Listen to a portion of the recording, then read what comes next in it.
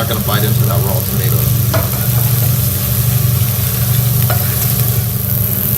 The process for it to go ahead and be made.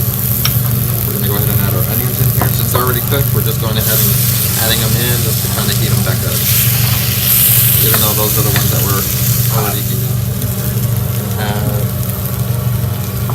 Yeah, he didn't eat pork. Oh, okay.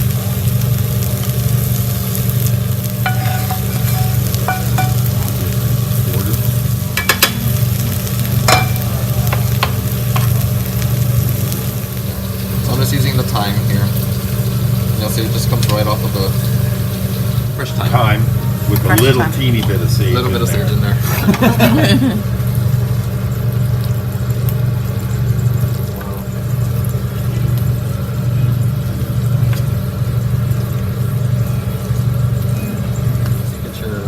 Vegetables in there, just add your sauce in, warm that up, then add your pasta. Okay. So I'm just going to go very, very light here. Add some olive oil. So we're going to add our green onions, and then we're going to add some of our greens over here. So we're going to let the heat of the pasta go ahead and wilt the greens for us. So again, I like to do that with the green onions.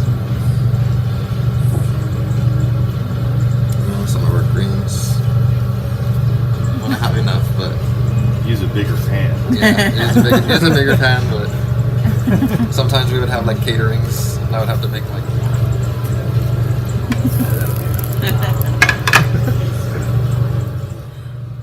so I mean, a long ways away. No, but I originally did it with